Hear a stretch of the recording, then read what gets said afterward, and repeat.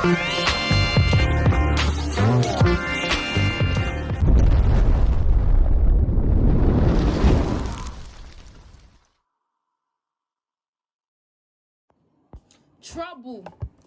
After army vowed to crush IPOB for killing 5 soldiers in Abia, see what Samuel EKPA exposed.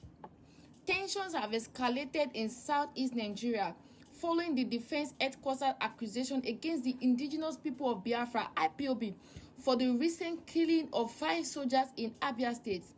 In a stern statement, the military vowed to retaliate against what is described as a brutal act of violence. This development has prompted a defiant response from the Simon Ekpa, the self-proclaimed prime minister of the indigenous people of Biafra, who dismissed the military's threat. The Defense Headquarters released a statement on Thursday night, asserting that soldiers were killed by gunmen enforcing IPOB sit-at-home order. This order was issued to commemorate the Igbo people who perished during the Nigerian Civil War from 1967 to 1970. The day known as Biafra Heroes Day is observed on May 30th each year, reflecting deep historical and emotional significance for the Igbo community.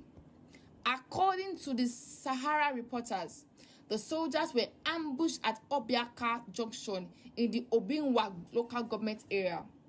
The gunmen, allegedly affiliated with IPOB militant wing, the Eastern Security Network (ESN), targeted the soldiers in a violent attack that has since sparked widespread condemnation. In response to the accusation, the vow of the military retaliation, Samuel EKPA took to Twitter to issue a provocative statement. "You have been crushing them for years, but remember, this is Biafra government, not IPOB." EKPA tweeted, challenging the narrative put forth by the Defense Headquarters and emphasizing a distinction between IPOB and what he referred to as the Biafran government. The Defense Headquarters' commitment to respond to the killings of highlights the growing tension and violence in the region. The military strategy includes a firm stance against the secessionist movement, which has long been a continuous issue in Nigeria political landscape. The vow to crush the perpetrators of this wicked attack is seen as a part of a broader effort to quell the activities of IPOB and its militant factions.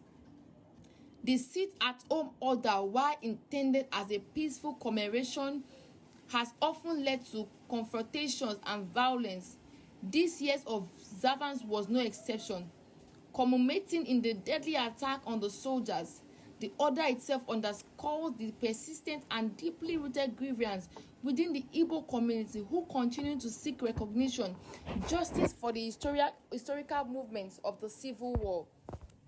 The killing of the soldiers has also raised concern about the security situation in Abia State and the broader southeast region.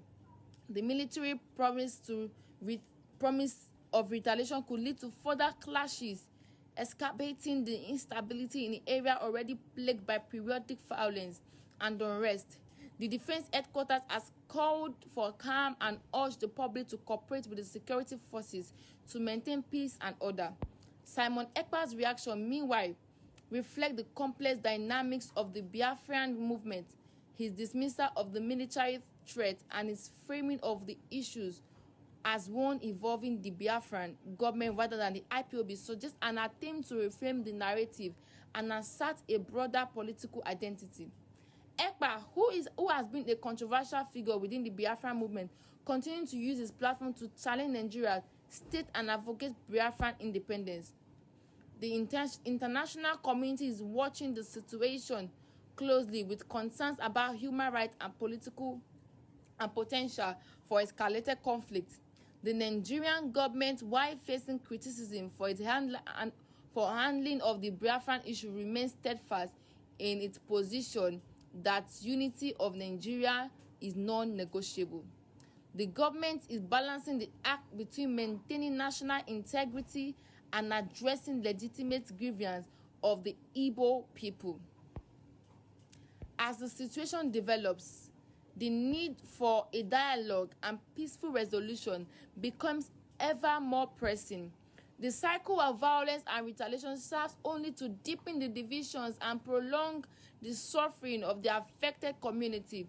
The call for peaceful and just resolution to the Biafran issue is echoed by many, both within Nigeria and the international community. In the wake of the soldiers' death, the defense headquarters is likely to intensify its operation in the southeast, aiming to dismantle the network responsible for the attack. This is the news for today. Do well to subscribe, like, comment, and share. Thank you for watching.